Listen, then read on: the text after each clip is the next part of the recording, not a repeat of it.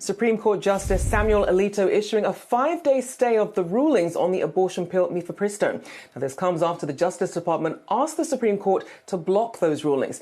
Both come less than a year after the High Court's overturning of Roe v. Wade ended federal protections for abortion. Joining us now to discuss what this means for abortion access and the role of pharmaceutical companies is New York Times health and science writer Belluck and former president of the National Organization for Women, Terry O'Neill. A big welcome to you both here.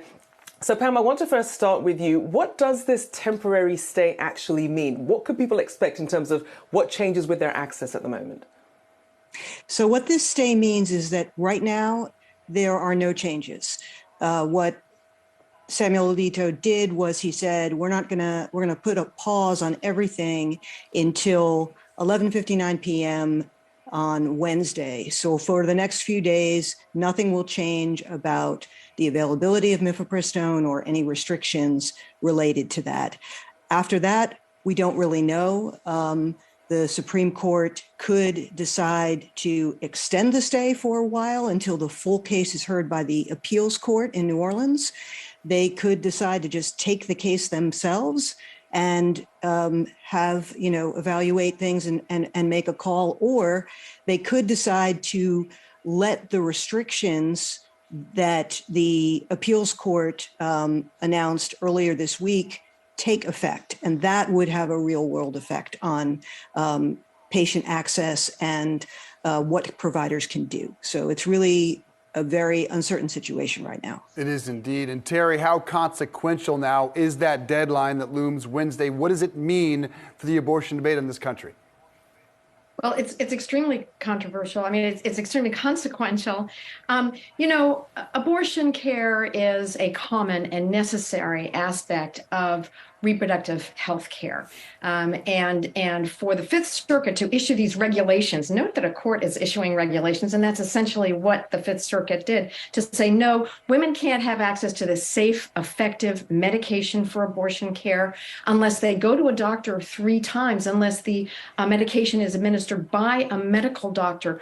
What that does is it really impacts poor women, very disproportionately African-American women, as well as transgender and gender non-conforming individuals and non-binary individuals. So to have mifepristone, which is the medication used in more than half of abortions, made available until Wednesday is great, but the idea of cutting people off from essential health care is shameful. And it would be astonishing to me if the Supreme Court allowed those Fifth Circuit restrictions to take place.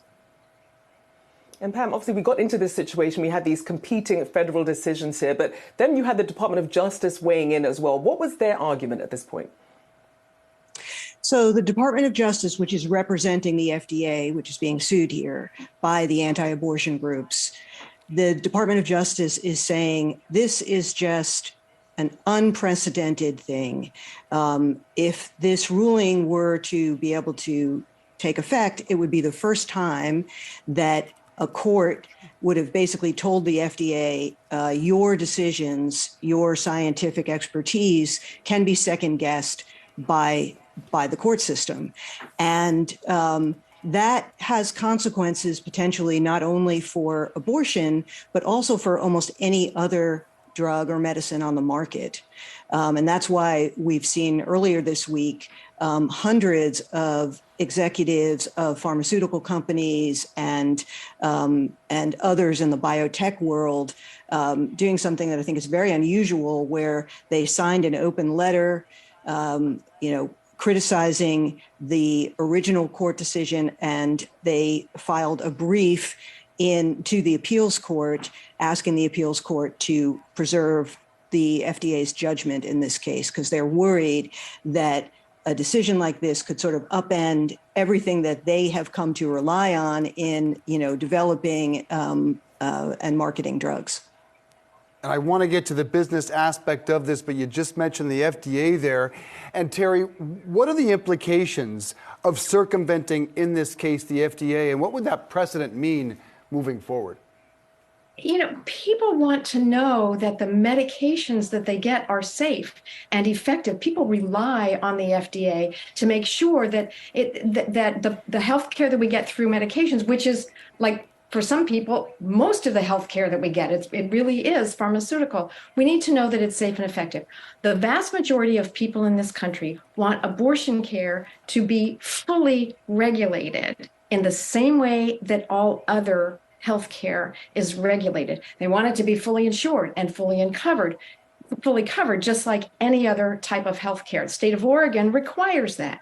But that is what the vast majority of people in this country want. And what that means is we need a strong and effective FDA to be making sure that all kinds of healthcare, all kinds of pharmaceuticals, including pharmaceuticals for abortion care, are safe and effective. That's what people want. And that is what Matthew Kacsmaryk in Amarillo and the Fifth Circuit are trying to stop. They're trying to stop that in their tracks. And this is going to come back on Republicans, I think, that is so far from what Americans really want.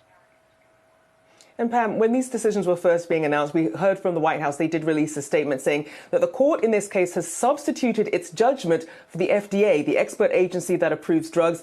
If this ruling were to stand, then there would be virtually no prescription approved by the FDA that would be safe from these kinds of political, ideological attacks. So to that point then, if you're a pharmaceutical company watching this and you're thinking, look, the FDA could be circumvented, what does that do for innovation? How do pharmaceutical companies, what role should they be playing in this?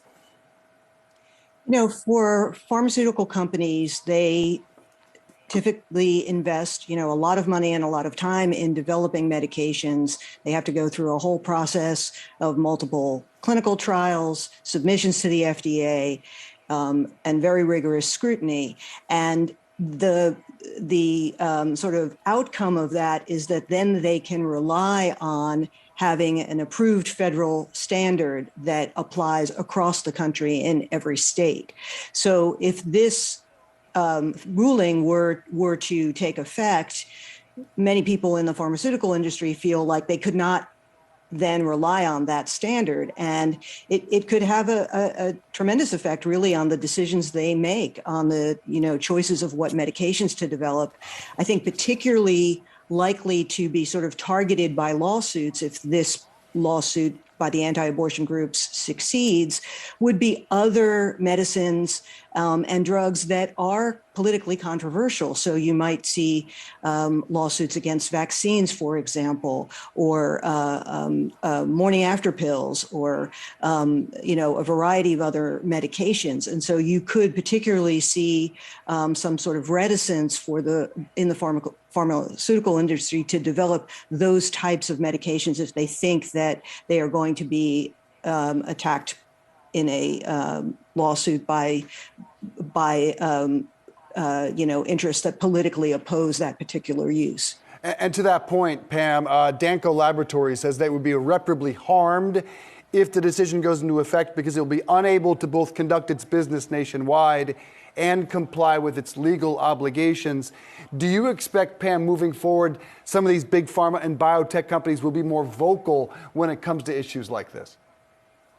Yes, I do. I mean, I think it's just very unusual for the pharmaceutical industry to weigh in publicly as they have this week. And, Danco Laboratories is the maker of the branded mifepristone, which is called Mifeprex. They only make that drug. They're a small company, and they're not typically a company that would, I think, get hundreds of other companies in the industry kind of rallying for them just because they're small.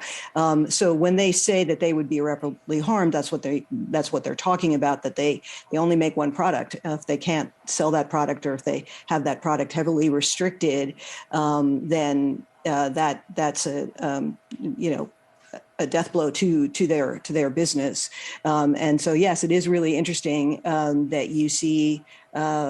Not only public statements by the pharmaceutical industry, but that they have weighed in with amicus briefs to the Fifth Circuit, and they may even weigh in with a brief to the Supreme Court if the Supreme Court ends up taking this case. We'll certainly be keeping an eye on that Wednesday deadline, as you mentioned there. Pam Belluck and Terry O'Neill, we do appreciate you joining us this afternoon.